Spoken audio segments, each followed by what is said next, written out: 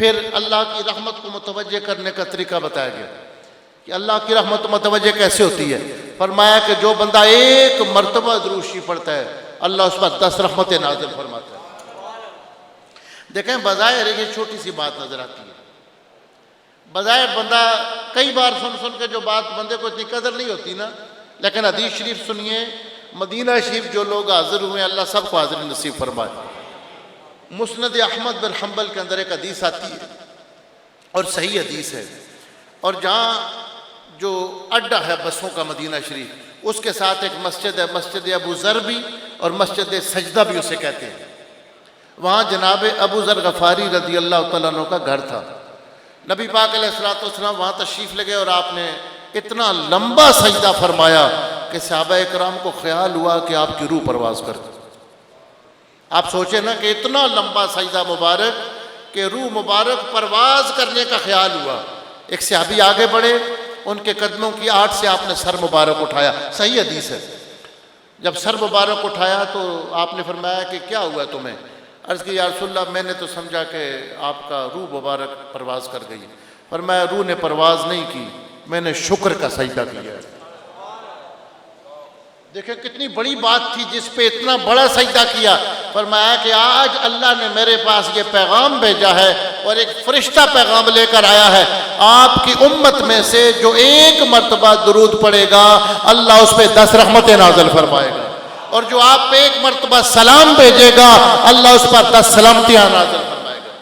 لیکن اس میں یاد رکھیں یہ عام بندہ، عام مومن جو ہے کم از کم 10 رحمتیں، جس کے ایمان کی طاقت زیادہ ہے اس پر زیادہ رحمتیں نازل ہوں. امام شارانی رحمۃ اللہ علیہ سے ایک سوال ہوا. آپ فرماتے ہیں کہ ایک بندے نے امام شارانی سے سوال کیا.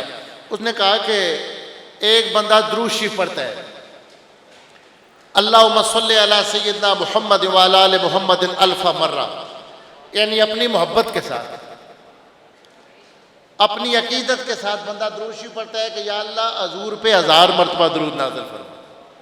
یعنی سرکار اپنی طرف سے کسی طرح بھی محبت کے ساتھ بندہ درود شریف پڑھ سکتا ہے جو اس کا انداز محبت ہو، اور یہ جیسے بھی محبت کے ساتھ سرکار پہ درود شریف پڑھے.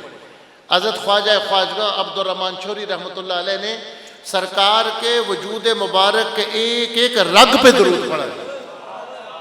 30 پارے درود شریف ہے، اس میں سے ایک محبت کا جملہ. ایک جگہ کہتے ہیں اللہ کریم تیرے محبوب علیہ الصلوۃ والسلام کی وہ رگ مبارک جو دماغ سے باریک رگ آنکھوں پہ نیند لایا کرتی تھی اس پہ بھی درود و سلام نازل ہو. یا اللہ جو سرکار کے دماغ مبارک سے باریک سی رگ آنکھوں کی طرف نیند لاتی تھی اس پہ، اور کہتے ہیں اللہم صلی علی من کان بولہ احلا من العسل واطیب من المسک. یا اللہ اس ذات پہ درود نازل فرما جن کا پیشاب مبارک شہد سے زیادہ میٹھا، کستوری سے زیادہ خوشبودار ہوتا تھا. اپنی اپنی محبت کا انداز ہے، اپنی اپنی محبت کا انداز ہے.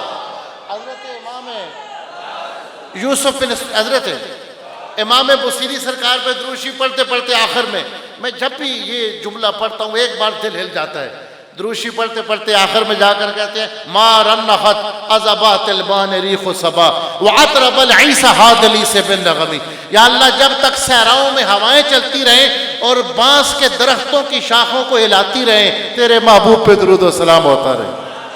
وعطرب العیس حادلی سے بالنغمی، اور جب تک نغمے گا کر نغمے سنا کر نغمہ سنانے والے ہدی خان اونٹوں کو مستی میں لاتے رہے تیرے حبیب پہ درود و سلام ہوتا ہے. ایک بندہ وقت لگا کر گھنٹہ 1.5 گھنٹہ لگا کر 1000 مرتبہ درود شریف پڑھتا ہے، اور دوسرا اتنا کہتا ہے کہ یا اللہ حضور پاک پہ 1000 مرتبہ درود نازل فرما. تو ان دونوں میں کوئی فرق ہے یا نہیں؟ یعنی ایک بندہ کہتا ہے اللہم صلی علی محمد الف مرہ اور دوسرا گن کر 1000 مرتبہ پڑھتا ہے، تو فرق ہے یا نہیں؟ فرمایا اگر پڑھنے والا جو ہے اس کا ایمان 1000 کے برابر طاقت رکھتا ہے، اس کا ایک مرتبہ درود شریف 1000 کے برابر طاقت رکھتا ہے. یعنی جتنی ایمان کی قوت ہوگی، اس لیے کہ سب لوگوں کے ایمان برابر نہیں ہوتے.